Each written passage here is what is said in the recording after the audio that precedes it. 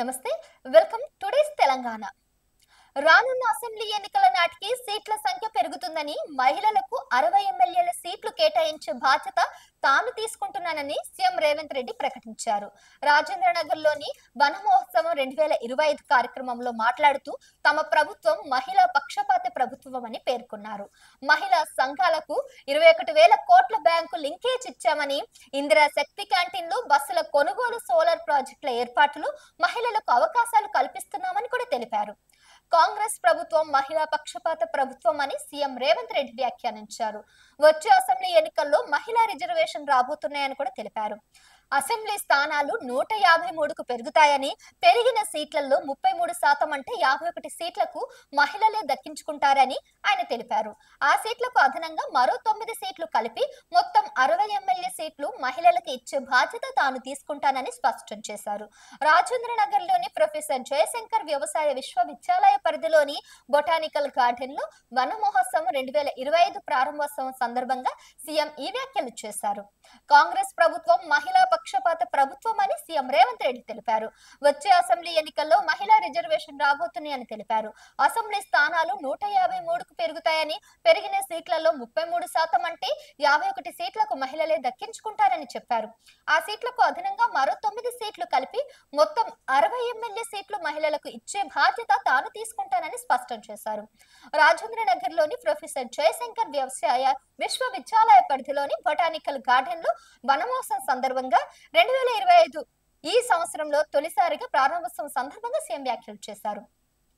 ఏళ్లుగా పెండింగ్ లో ఉన్నటువంటి మహిళా రిజర్వేషన్ బిల్లుకు పార్లమెంట్ ప్రత్యేక సమావేశాల్లో ఎట్టకేలకు మోక్షం లభించనుంది. చట్టసభల్లో మహిళలకు 33% రిజర్వేషన్లు కల్పించే ఈ బిల్లుకు ప్రధాని మోదీ నేతృత్వంలోని కేంద్ర మంత్రి మండలి సెప్టెంబర్ 18వ తారీఖున ఆమోదం తెలిపింది. ఆ తర్వాత రోజు బిల్లు లోక్సభ ముందుకు వచ్చింది. ప్రస్తుతం బిల్లుపై పార్లమెంట్ లో చర్చ జరుగుతుంది. ఈ బిల్లులో పొందుపరిచిన అంశాల ప్రకారం లోక్సభ, రాష్ట్రాల అసెంబ్లీలలో 3వ వంతు సీట్లను మహిళలకు కేటాయిస్తారు.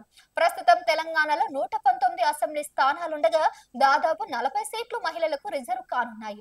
17 లోక్సభ స్థానాలకు గాను 5 నుంచి 6 సీట్లు మహిళా కోటా కిందకు వెళ్లనున్నాయి.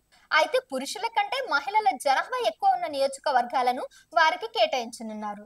జనగణన అసెంబ్లీ నియోజకవర్గాల పునర్విభజన తర్వాత రిజర్వేషన్ అమల్లోకి రానుంది.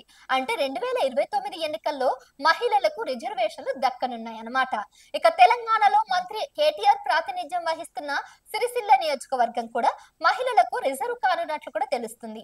అదే జరిగితే కేటీఆర్ అక్కడి నుంచి పోటీ చేయడానికి వీలు కుదరదు. ఈ అంశంపై తాజాగా మంత్రి కేటీఆర్ స్పందించారు. మహిళా రిజర్వేషన్ బిల్లును తాను పూర్తిగా స్వాగతిస్తున్నానని తెలిపారు. మహిళలు రాజకీయాల్లోకి రావాల్సిన అవసరం ఉందని ఆయన అభిప్రాయపడ్డారు. మహిళా కోటలో తాను సీటు వదులుకోవడానికి కూడా సిద్ధమేనని స్పష్టం చేశారు. హైదరాబాద్ మాధాపూర్ లో అంతర్జాతీయ టెక్ పార్క్ ను బుధవారం మంత్రి కేటీఆర్ ప్రారంభించారు. ఈ సందర్భంగా మాట్లాడిన కేటీఆర్, మన జీవితాలు చాలా చిన్నవని, తన పాత్ర తాను పోషించానని పేర్కొన్నారు. మహిళా కోటలో తన సీట్ను వదులుకోవడానికి సిద్ధమేనని, బిల్లును పూర్తిగా తాను స్వాగతిస్తున్నట్లు తెలిపారు. ఇక హైదరాబాద్ అభివృద్ధి గురించి మాట్లాడుతూ పెట్టుబడులకు నగరం అనువైన ప్రాంతమని అన్నారు. ప్రపంచానికి వ్యాక్సిన్లు ఉత్పత్తి చేసే స్థాయికి హైదరాబాద్ మహానగరం చేరుకుందని తెలిపారు. దేశంలో 40% పైగా ఫార్మా రంగం ఉత్పత్తులు నగరం నుంచి వస్తున్నాయని కేటీఆర్ కూడా తెలిపారు.